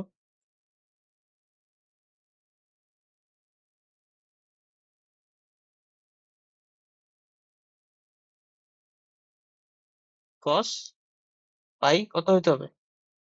-1। cos এর সর্বনিম্ন ভ্যালু কত? -1 কিনা? তাহলে এইটা হচ্ছে শর্ত। তাহলে আমাদের আই মিনিমামটা আসবে i1 i2 -2 √i1 i2। ঠিক আছে? এটা আসবে cos আই মিনিমাম। সো এইখান থেকে আমাদেরকে শর্ত আনতে হবে। সো cos পাই, cos কত ডিগ্রির মান হচ্ছে -1? আমরা জানি cos 180 ডিগ্রির মান হচ্ছে -1। সো cos 180 ডিগ্রি মান -1, এটাকে আমাকে জেনারেলাইজ করে লিখতে হলে আমি বলবো যে 2n প্লাস 1 পাই হলে এটা হবে -1। সো ফাই হচ্ছে কত? 2n। এগুলো কই থেকে আসতেছে? এগুলো যদি বিপরীত ত্রিকোণমিতি পড়তো তাহলে এগুলো নিয়ে কোনো প্রশ্নই আসতো না। ঠিক আছে? তো আপাতত দেখো এটাই, যে n এর ভ্যালু যদি এখানে আমি 0 1 2 3 এভাবে বসানো শুরু করি, তাহলে আমি এখানে cos এর ভ্যালু সবসময় মাইনাস পাবো। n এর ভ্যালু যদি তুমি 0 বসাও, তাহলে cos পাই এর মান কত? -1। n এর ভ্যালু যদি তুমি 1 বসাও, তাহলে কত আসতেছে? cos 3 পাই। cos 3 পাই এর ভ্যালু কিন্তু কি? -1। সো এই আর কি কথাবার্তা। সো আমাদেরকে যেটা মনে রাখতে হবে এই দুইটা জিনিস যেটা আমি লিখে দিলাম, সেটা হচ্ছে i যদি 2n পাই হয়, যেখানে n হচ্ছে 0 1 2, তাহলে সেটা হবে গঠনমূলক ব্যতিচার। পাইটা কি? দুটো তরঙ্গের দশা পার্থক্য। পাইটা যদি হয় 2n প্লাস 1 পাই, তাহলে হবে কি? ধ্বংসাত্মক ব্যতিচার।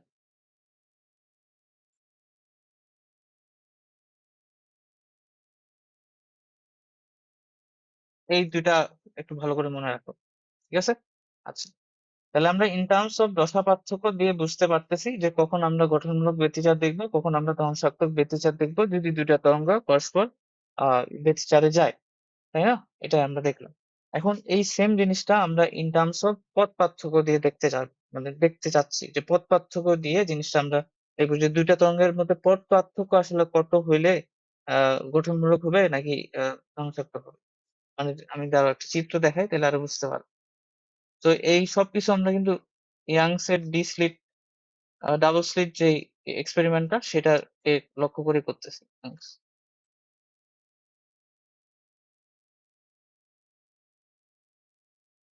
মানে ওই যে তোমার দুইটা তরঙ্গ যেটা নিয়ে আমরা এত কনসার্ন, সেই দুইটা তরঙ্গ হচ্ছে কি ইয়াং এর ডাবল স্লিট থেকে যে দুইটা উৎস ছিল সেই দুইটা উৎস থেকে দুইটা শীর্ষ তরঙ্গের নিয়ে আমরা আসলে আলোচনা করতেছি।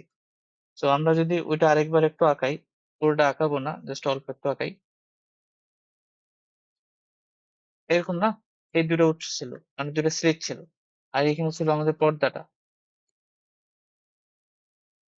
এই পর্দাটা। তো এই পর্দাটাতে ধরো আমি এইখানে একটা পয়েন্ট নিলাম, পি পয়েন্ট, আরবিটারি একটা পয়েন্ট। এখন এই পি পয়েন্টটা উজ্জ্বল হইতে পারে, এই পি পয়েন্টটা অনুজ্জ্বল কিংবা অন্ধকার হতে পারে। এখানে গঠনমূলক হলে উজ্জ্বল, এখানে ধ্বংসাত্মক হলে এখানে হচ্ছে অনুজ্জ্বল হবে। সো এখান থেকে আমি যেটা বললাম যে আমি যদি এজ এ তরঙ্গ রেসপেক্টে বলি, ধরো এখান থেকে একটা তরঙ্গ হচ্ছে, আমি স্ট্রেট লাইন দিয়ে দেখাচ্ছি, এটা একটা তরঙ্গ আসলো এখানে, আর এইখানে একটা তরঙ্গ আসলো এইখানে, ঠিক আছে? তো দেখো এই দুইটা তরঙ্গ এখান থেকে কিন্তু সৃষ্টি হইতেছে এই দুইটা উৎস থেকে। সো এদের কিন্তু পথ কিন্তু একই না। পি তে যেতে এই তরঙ্গটা, মানে আমি যদি একটু আলাদা কালি দিয়ে দেখাই, যে তোমার হচ্ছে এই যে তরঙ্গটা, এই তরঙ্গটা কি বেশি ডিস্টেন্স কভার করছে, ওই তরঙ্গটা কম ডিস্টেন্স কভার করছে, তাই না? আমরা কিন্তু দশা পার্থক্যের সাথে পথ পার্থক্যের একটা সম্পর্ক দেখছিলাম। সো আসলে আমরা এখন এই ডিস্টেন্সটা কতটুকু হলে আসলে ওখানে আমরা পরে যাই ধ্বংসাত্মক নাকি অন্ধকার হবে সেটা বুঝবো, সেটা আমরা এখন দেখতে চাচ্ছি। ঠিক আছে? ওকে। তো এখন আমি এখানে কিছু নাম টাম নোটেশন দিতে হবে আর কি। নোটেশন গুলো একটু ভালো করে দেখে নাও আজকে, কারণ এগুলো আমরা পরবর্তী প্রত্যেকটা ম্যাথে ইউজ করবো। সো ধরো এটা আমি ধরলাম S2 উৎস সোর্স, এটা আমি ধরলাম S1 সোর্স, আর একটু পি পয়েন্ট আর কি। ঠিক আছে? P point. তাহলে তাহলে আমাকে বলো, আমি যদি এইখান থেকে যদি আমি একটা লম্ব আঁকি, এই যে লম্ব আঁকলাম, তাহলে এই এতটুকু যে ইয়াটা, প্রশ্নটা, এটা কি এর দুইটার মধ্যে পথ পার্থক্য হবে না? পথ পার্থক্য হচ্ছে,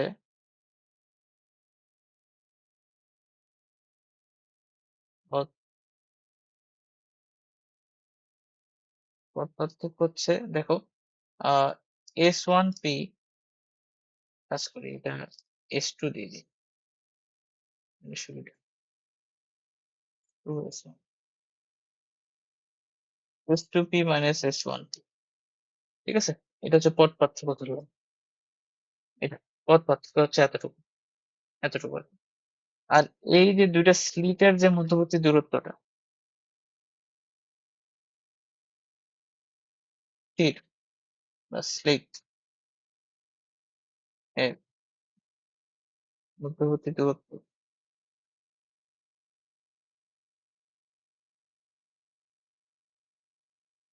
এটা কি ধরবা? ধরলে হলো, তোমার যা ইচ্ছা ধরতে পারো। কত ধরবা? উম,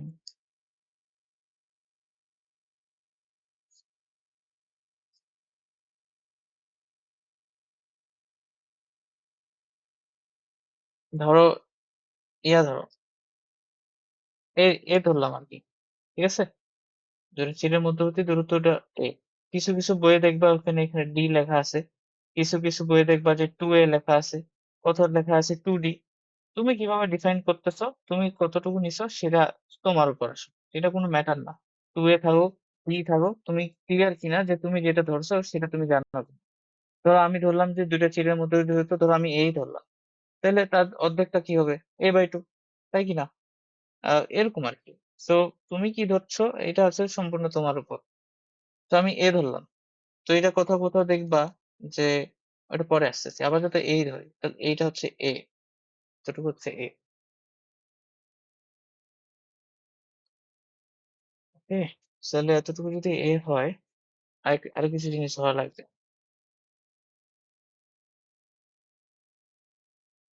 ধরো এই দুটো মাঝখান পয়েন্ট হচ্ছে এইটা, তো এইখান থেকে একটা উজ্জ্বল বাইরে এসেছিল, তোমরা খেয়াল করছিলা কিনা?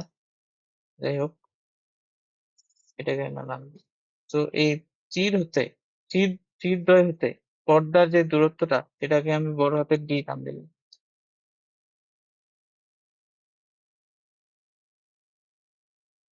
ঠিক আছে, চির হতে পর্দার যে দূরত্বটা, এটা আমি বড় হাতের ডি দিলাম। ওকে, যেটা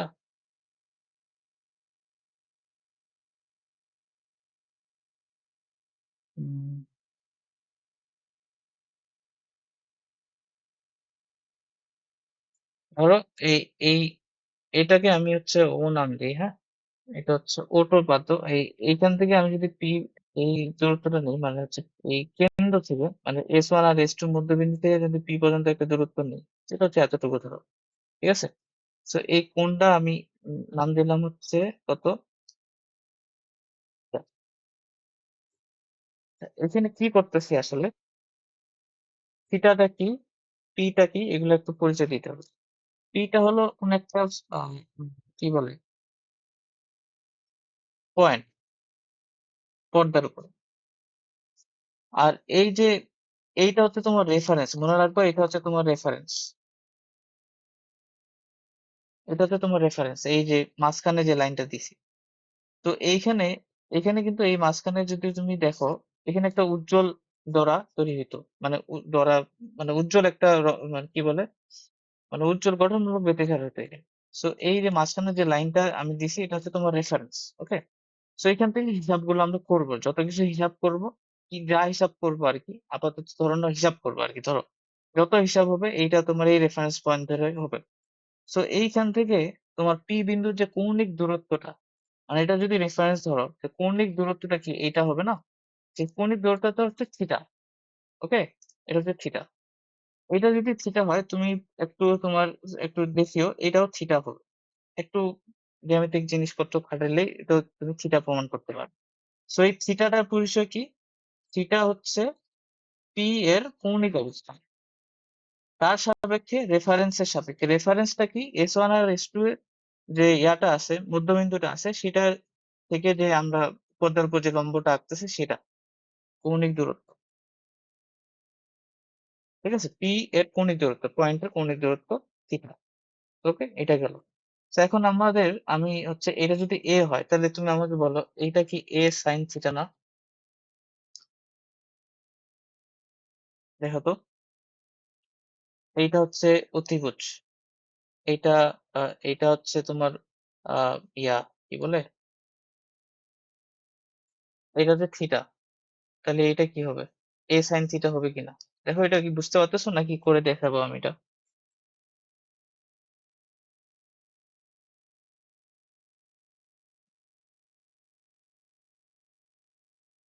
অর্ণব, এটুকু জিনিস কি বুঝতে পারছো? এই সাইন থিটা কই থেকে আসলো? এইটা কোন থিটা? তাহলে এটা কি এ সাইন থিটা হবে কিনা, আমাকে একটু এটা বলো।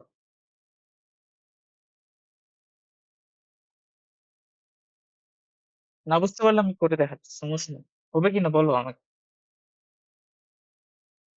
এই যে আমি এইটা ত্রিভুজ নিয়ে আলোচনা করতেছি, এই যে এটা, এটা, আর এই যে এটা, এটা কোন থিটা, এটা কি তাহলে এ সাইন থিটা হবে?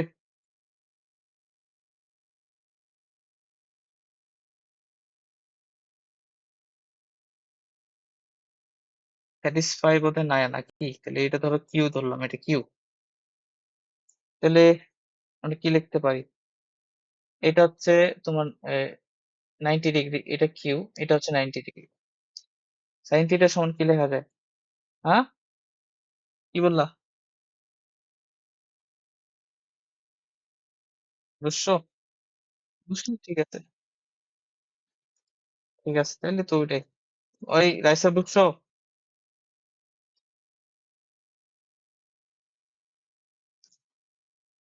তাহলে S2 - S1, এটাই তো পথ পার্থক্য। আর ওইটা কত আমরা বের করলাম? S2 - S1টা এ সাইন থিটা, তাহলে এটা কি এ সাইন থিটা লিখতে পারি? হ্যাঁ, লেখা যায়। তো এ এর পরিচয় কি, থিটার পরিচয় কি, আশা করি এগুলো নিয়ে কনফিউশনে পড়বা না। আমি বলে দিলাম এই জন্য ভালো মতো। ওকে, এখন দেখো আমরা কয়েকটা জিনিস সিলেক্ট করবো। আমরা কি পড়লাম? পথ পার্থক্য হচ্ছে এটা দুইটা তরঙ্গের পথ পার্থক্য হচ্ছে এই সাইন থিটা, এটা আমরা করলাম আবার। তো আমরা একটা সূত্র পড়ছিলাম আমরা, দশা পার্থক্য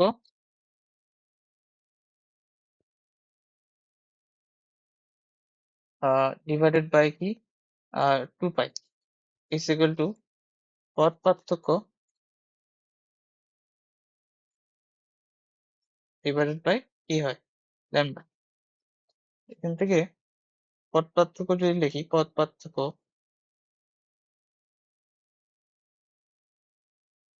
কত হবে, দশা পার্থক্য বাই 2 পাই ইন্টু ল্যামডা। তো দশা পার্থক্য দেখো, এইটা আমাদের সূত্র, এই সূত্রটাকে কাজে লাগাবো। এখন আমরা পড়বো কি, এখন আমরা এই সূত্রটা আমাদের মাথায় আছে, আমরা অন্য পেজে যাই। হ্যাঁ, এখানে ঘিচিমিচি হয়ে যাচ্ছে। এই সূত্রটা আমাদের মাথায় আছে, এই সূত্রটা ইউজ করে আমরা একটা সুন্দর জিনিস এখন পাবো। এটা হচ্ছে কি, পথ পার্থক্য বের করতে হবে। তো প্রথমটা আমরা বের করবো হচ্ছে কিসের জন্য, গঠনমূলকের জন্য। গঠনমূলক, গঠনমূলক ব্যতিচার। আচ্ছা, গঠনমূলক ব্যতিচারের জন্য পথ পার্থক্য, দুটো তরঙ্গের পথ পার্থক্য কত হবে সেটা বের করবো। আচ্ছা, পথ পার্থক্য, তাহলে পথ পার্থক্য, তো গঠনমূলক ব্যতিচার দশা পার্থক্য কত হলে হয় সেটা আমরা বের করছি। সেটা কত তোমাদের মনে নাও থাকতে পারে, সেটা আমার মনে আছে, that is 2n pi. 2n পাই যদি হয় দশা পার্থক্য, তাহলে গঠনমূলক ব্যতিচার হবে, তাহলে 2 পাই ইন্টু ল্যামডা। তাহলে পাই পাই কাটে, 2 কাটে, তাহলে কত হচ্ছে এন ল্যামডা। তাহলে পথ পার্থক্য যদি এন ল্যামডা হয়, তাহলে আমরা কি দেখতেছি, পথ পার্থক্য কিসের পথ পার্থক্য, যেটা তরঙ্গের পথ পার্থক্য, সেটা যদি এন ল্যামডা হয়, মানে ল্যামডা এর গুণিতক হয়, তাহলে আমরা কি বলতেছি, আমরা বলতেছি যে তখন যে ব্যতিচারটা হবে সেটা কি হবে, গঠনমূলক ব্যতিচার হবে। এই জিনিসটা কি ক্লিয়ার হয়েছে? এখানে এন এর পরিচয় কি, এন হচ্ছে 0 থেকে স্টার্ট, অবশ্যই। আচ্ছা, পথ পার্থক্য আবার কি দেখলাম, জেনারেলাইজ ওয়েতে আমরা দেখলাম কি, যদি পি বিন্দু হয়, যদি থিটা হয় তোমার ওই পি বিন্দুর কৌণিক দূরত্ব, তো সেক্ষেত্রে দুইটা তরঙ্গের পথ পার্থক্যটা আমরা বললাম এ সাইন থিটা হয়। তো A sine theta equal to কত পাচ্ছি, এন ল্যামডা, যেখানে এন কি, এন হচ্ছে 0, 1, 2 ডট ডট ডট। তো A sine theta equal to N lambda, এটা আসলে কি বলতেছে তোমাকে, এটা বলতেছে যে এ সাইন থিটা হচ্ছে এটা আমার পথ পার্থক্য, যেটা আমরা জ্যামিতিক্যালি বের করছি, এবং সেটা যদি এন ল্যামডা সমান হয়, ল্যামডা এর গুণিতক হয়, তাহলে আমরা বলবো তখন যায় পি বিন্দুতে, ওই পয়েন্টটাতে কি পাবে, গঠনমূলক ব্যতিচার পাবে। এবং এই সূত্রটা হচ্ছে আটমোস্ট ইম্পর্টেন্ট একটা সূত্র, এইটা দিয়ে আসলে আমাদের এই অধ্যায়ে 90% অঙ্কগুলা করতে হবে। সো এটা একদমই মাথায় রাখতে হবে যে দ্যাট ইজ কোন একটা পয়েন্ট পি, যেটা কৌণিক দূরত্ব যদি থিটা হয়, এবং যদি মধ্যবর্তী দূরত্ব এ যদি হয় ছিদ্রের মধ্যবর্তী দূরত্ব, তাহলে আমরা পথ পার্থক্য পাবো এ সাইন থিটা, এবং সেটা যদি এন ল্যামডা হয়, ল্যামডা এর গুণিতক হয়, তাহলে আমরা পি বিন্দুতে যাই গঠনমূলক ব্যতিচার দেখতে পাবো। উজ্জ্বল আহ আহ, উজ্জ্বল দেখতে পারবো, আপাতত উজ্জ্বল দেখতে পাবো। ঠিক আছে, এটা okay? আর তাহলে এবার তাহলে আমাদের যদি পরেরটাতে আসি, কি কি ব্যতিচার, আহ আমাদের এরপরের ব্যতিচারটা হলো ধ্বংসাত্মক ব্যতিচার।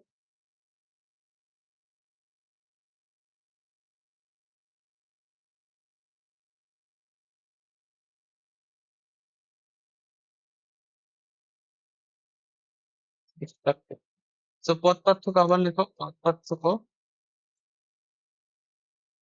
আচ্ছা, তো দুইটা তরঙ্গের পথ পার্থক্য কত হইলে পরে আমরা ধ্বংসাত্মক ব্যতিচার দেখতে পাবো। তো আমরা জানি দশা পার্থক্য যদি 2n+1 পাই হয়, তাহলে আমরা দেখতে পাবো ওখানে ধ্বংসাত্মক ব্যতিচার। নিচে একটা 2 পাই আছে, এখানে ল্যামডা গুণ আছে, সো পাই বাই কাটে, হ্যাঁ পাই পাই কাটে, সো এর 2n পাই, তাহলে আমরা পাচ্ছি কত, 2.5 of 2n+1, হ্যাঁ সরি, ঠিকই তো আছে, মিস্টেক, তারপরে 2n+1 ল্যামডা বাই 2, এইভাবে পড়তে হবে, 2n+1 ল্যামডা বাই 2, এতটুকু যদি হয় তোমার পথ পার্থক্য দুইটা তরঙ্গের মধ্যে, তাহলে তখন তুমি সেখানে কি দেখতে পারবা? সেখানে তুমি যেটা দেখতে পাবা সেটা হচ্ছে ধ্বংসাত্মক ব্যতিচার দেখতে পাবা। পথ পার্থক্যটা কত হইতে হবে? 2n+1 λ/2, মানে n এর মান যদি 0 বসাও তাহলে পথ পার্থক্য কত আসতেছে? λ/2। অর্থাৎ দুইটা তরঙ্গের মধ্যে যদি পথ পার্থক্য হয় λ/2, তাহলে তুমি হচ্ছে ওর দুইজনের মধ্যে যখন ব্যতিচার হবে তখন তুমি ধ্বংসাত্মক ব্যতিচার দেখতে পাবা। এখানে n এর ভ্যালু কি? n এর ভ্যালু, তুমি যদি এই অধ্যায়টা আগে একটু হলেও পড়ে থাকো তাহলে তুমি খুব ভালো করে জানো যে এই n এর মান নিয়ে খুবই ভেজাল লাগে। সো n এর মানগুলা খুব, এই জন্য আমি বারবার লিখে দিচ্ছি, n এর মান তোমার এখানে সূত্রে 0 থেকে শুরু হবে, এখানেও তাই 0 থেকে শুরু হবে, দুটাতে একই। আচ্ছা, পথ পার্থক্য আবার কি পড়ছিলাম আমরা? জিওমেট্রিক্যালি পথ পার্থক্য কত দেখছিলাম? যে a sin থিটা হয়। সো a sin থিটাটা যদি 2n+1 π/2 হয়, তাহলে আমরা সেখানে ধ্বংসাত্মক ব্যতিচার দেখতে পাবো। এখানে আবার ওই n এর ভ্যালু এখানে কত থেকে স্টার্ট? এখানে n এর ভ্যালু হচ্ছে 0, 1, 2 এভাবে যাবে। সো এই যে পৃষ্ঠাটা আছে বা এই যে ইয়াটা আছে, স্লাইডটা আছে, এটা কি তুমি বুঝতে পারছো ভালো মতো?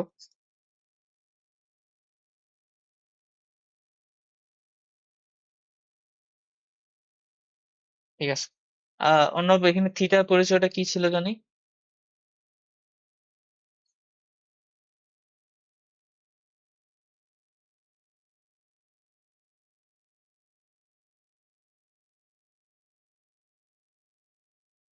হ্যালো, অর্ণব আছো? হ্যাঁ, থিটার থিটার পরিচয়টা কি ছিল এখানে? What is theta? থিটা কি ডিনোট করে?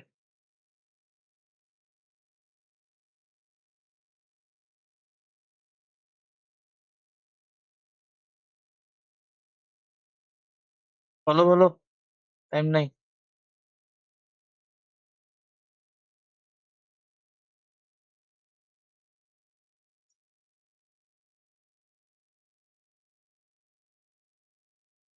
নাইসা, থিটা কি মিন করে জানি রে? কি জানি ছিল থিটা?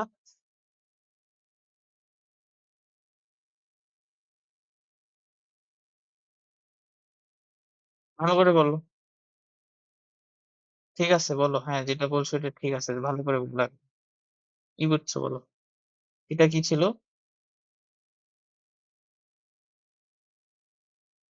ওই লাইনটা, রেফারেন্স যে লাইনটা আছে। হুম হুম হুম যে কৌণিক যে দূরত্বটা, তাই না? তাই না?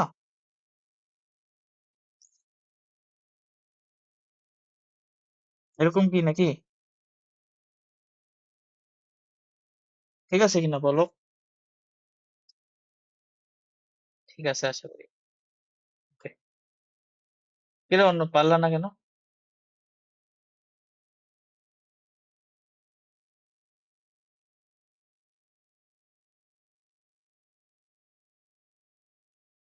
হুম। আচ্ছা, বেশ। তো আমরা আরেকটু পড়বো আজকে। সেটা হচ্ছে আমরা এটা দিয়ে ম্যাথ করতে পারি, কিন্তু আমরা আসলে সবগুলো জিনিস একসাথে করে তারপর শেষ করব। দেখো যে উম, এইটা দিয়ে আমরা একটু দেখা হচ্ছে কি, এই জিনিসটা ক্লিয়ার করতে পারছি বোধ হয়, n এর মান 0, 1, 2। এখন দেখো এই n এর মানগুলো কিন্তু খুবই ইম্পর্টেন্ট। n এর মান 0, n এর মান 1, n এর মান 2, n এর মান 0, n এর মান 2। এই যে এটা খুবই ইম্পর্টেন্ট। তোমাকে এগুলা তুমি যখন ম্যাথ করবা তখন তুমি এগুলা নিয়ে খুবই কনফিউশনে পড়ে যাবা যদি আমি না বলি যে n এর মান 0 ওটা আসলে একটা জিনিসকে ইন্ডিকেট করে, n এর মান 1 ওটা একটা জিনিসকে ইন্ডিকেট করে। সেগুলো একটা আহ, ইয়া আছে, সেটা কি আমি যদি একটু দেখাই দিই।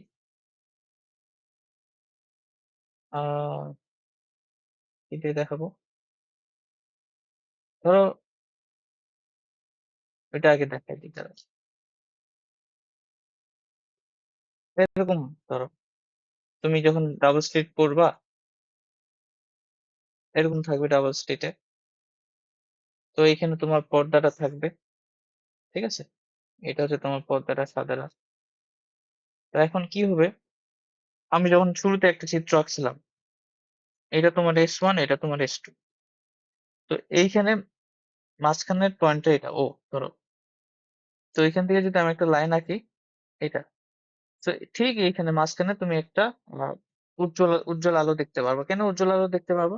কারণ তুমি দেখো এইখান থেকে যে তরঙ্গটা আসবে আর এখান থেকে যে তরঙ্গটা আসবে, এদের মধ্যে পথ পার্থক্য শূন্য। একই ডিস্টেন্স দুজনে কভার করবে, ফলে এইখানে ওরা কি তৈরি করবে? এখানে ওরা তৈরি করবে কি? এখানে ওরা তৈরি করবে আহ উজ্জ্বল উজ্জ্বল আলো তৈরি করবে। তো এখন তখন প্যাটার্নটা তুমি অলরেডি দেখছিলা, ওই যে তরঙ্গ মুখ দিয়ে যখন দেখাইছিলাম যে একটা উজ্জ্বলের পাশে একটা অন্ধকার, একটা উজ্জ্বলের পাশে একটা অন্ধকার, এভাবে এভাবে তৈরি হবে। এবার আমরা ওই চিত্র, পুকুরের মধ্যে চিত্রটাতে ওটাই দেখছিলাম। তো এখানেও তাই হবে। এখানে এই যে ঠিক মাঝখানে তোমার সবসময় মনে রাখবে, ঠিক মাঝখানে তোমার উজ্জ্বলটা তৈরি হবে, একদম মাঝখানে, এই যে দুইটা চিলের মাঝখানে যে আলোটা গেছে, ওখানে কি তৈরি হবে? উজ্জ্বল আলোটা তৈরি হবে। ঠিক আছে, এবং এইটা ইম্পর্টেন্ট যে এখানে কোন উজ্জ্বল, এবং উজ্জ্বল গুলোকেও এখানে আমরা পার্থক্য করবো। ঠিক আছে, কারণ এগুলো এক একটা কোয়ান্টিটি বা এক একটা রাশির মতো চিন্তা করবো। আচ্ছা দাঁড়াও, এই কালার দিয়ে দিই। এইটা তোমার প্রথম উজ্জ্বল, ঠিক আছে। এরপরে এরপরে প্রথম উজ্জ্বলের পরে তুমি, আমি যদি উপরের দিকে আগানো শুরু করি, তুমি এখানে একটা অন্ধকার দেখতে পাবা, তারপর একটা উজ্জ্বল, তারপর আবার একটা অন্ধকার, তারপর একটা উজ্জ্বল, এভাবে জিনিসগুলো যাবে। নিচে ঠিক তাই জিনিস হবে, প্রথমে একটা অন্ধকার থাকবে, তারপর উজ্জ্বল, তারপর অন্ধকার থাকবে, তারপর আবার উজ্জ্বল। অন্ধকার বলতে বুঝতেছো তো? অন্ধকার বলতে এইগুলোর কথা বলছি, এই যে এখানে একটা অন্ধকার থাকবে, এই যে অন্ধকার, এইভাবে প্যাটার্নটা তৈরি হবে, মানে ব্যতিচারের প্যাটার্ন গুলা।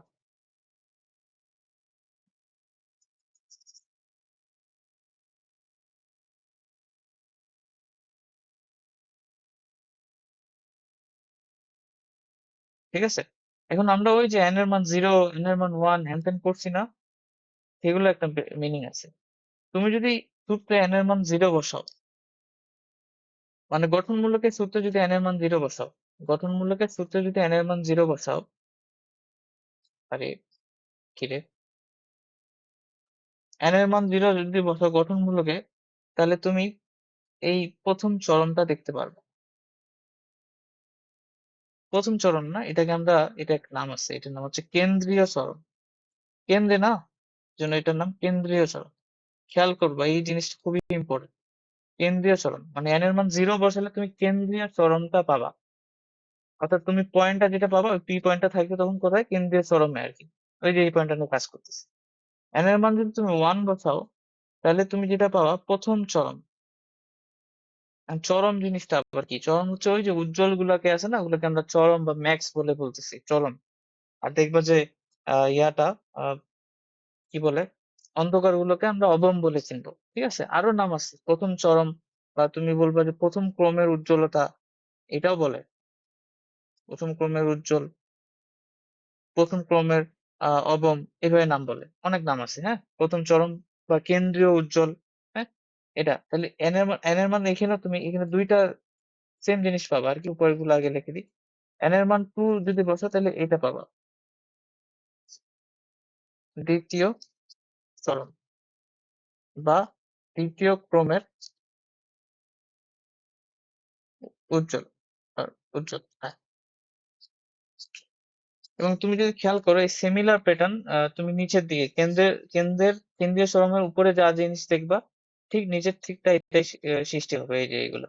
ঠিক আছে, তার মানে প্রথম চরম তোমার দুইটা, প্রথম একটু উল্টে গেছে না, প্রথম চরম তোমার দুইটা হবে,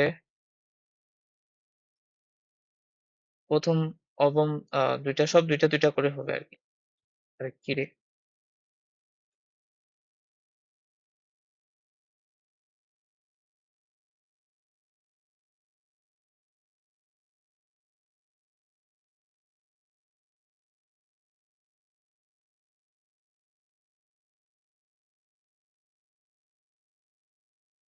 ঠিক আছে, কেন্দ্রীয় চরমের উপরে যা থাকবে নিচে ঠিক তাই পাবা, জাস্ট একটা আয়নার মতো আর কি। সো এরকম হবে। সো এন এর মান 1 বসালে কি পাচ্ছ? এন এর মান 2, তার মানে এন এর মান 3 বসালে কি পাবা? তৃতীয় চরম বা তৃতীয় ক্রমের উজ্জ্বল, এটা তুমি পাবা। এরকম, মানে এন এর মান দিল কেন্দ্রীয় চরম। এরপর দেখো এখানে একটু খেয়াল আছে, এন এর মান তুমি যদি 0 বসাও, কিসে? তুমি এখানে কোথায় লিখছে দেখো, অন্ধকারে। সো কি বলে, তুমি যদি ধ্বংসাত্মকের সূত্রে, ওই সূত্রটা যেটা আছে, ওই সূত্রে যদি n এর মান 0 বসাও, তখন তুমি যেটা পাবা প্রথম অবম। তো এটা একটু খেয়াল রাখবা। 1 বসাইলে প্রথম ওভাবে পাচ্ছ না, 0 বসাইলে প্রথম ওভাবে পাচ্ছ। বা প্রথম ক্রমের অন্ধকার,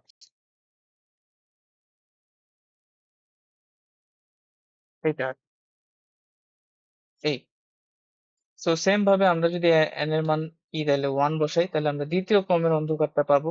n এর মান যদি 2 বসাই, তাহলে আমরা তৃতীয় ক্রমের অন্ধকারটা পাবো। ব্যাপারটা এভাবে কাজ করে। ঠিক আছে?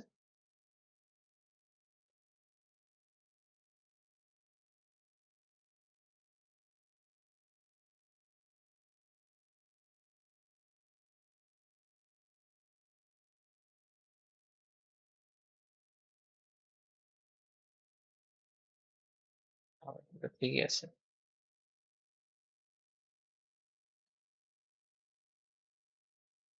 বুঝতে পারছো তোমরা জিনিসটা? এটা ইম্পর্টেন্ট ছিল আসলে। কারণ অঙ্ক করতে যাই এই জিনিসটা অনেক ভেজাল হয়ে যায়। কখন কোনটা বসাবো এজন্য আগেই বলে রাখলাম। যাতে করে পরবর্তীতে আমাদের অসুবিধা না হয়।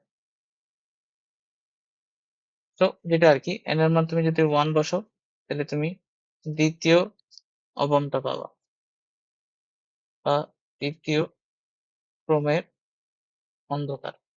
n এর মান যদি তুমি 1 বসাও, তাহলে দ্বিতীয় ক্রমের মানে দ্বিতীয় অবন বা দ্বিতীয় ক্রমের অন্ধকার। সো বুঝতে পারতেছো, কেন্দ্রীয় চরণ, দেন অবম, দেন প্রথম চরণ, দেন দ্বিতীয় অবম, তৃতীয় চরণ, তারপর দ্বিতীয় অবম। এভাবে জিনিসগুলা কন্টিনিউ করবে। ঠিক আছে? ব্যাপারটা এটা হবে আরকি। এটা ছিল। ওকে। তো উম আচ্ছা, আজকে তাহলে এখান থেকে রাখতেছি। কালকে যেহেতু আমরা পড়বো, কালকে হচ্ছে আমরা এর সূত্রের যে আরো ২ টা আছে, ২ টা পার্ট, এটা দেখে আমরা জাস্ট এরপর ম্যাথ করা শুরু করব। তাইলে তখন আমাদের ১ম ডাবল স্লিটটা শেষ হবে, এরপর আমরা সিঙ্গেল স্লিট নিয়ে একটা পড়বো। তারপরে আরেকটা ক্লাস নিলে মোটামুটি অধ্যায় শেষ। ছোট অধ্যায়। ১ম দিকে একটু পড়াশোনা ছিল। মানে বেসটা তৈরি করতে হইতো আমাদেরকে। এখন যেহেতু আমাদের বেসটা তৈরি হয়ে গেছে, এখন জিনিসগুলো আমাদের কাছে ইজি হয়ে যাবে। এখন জাস্ট ম্যাথ করবো আরকি। ঠিক আছে? তো এই আরকি। আজকে তাহলে এখান থেকে তোমরা কিছু প্রশ্ন থাকলে বলতে পারো, নাহলে আজকে জন্য অফ।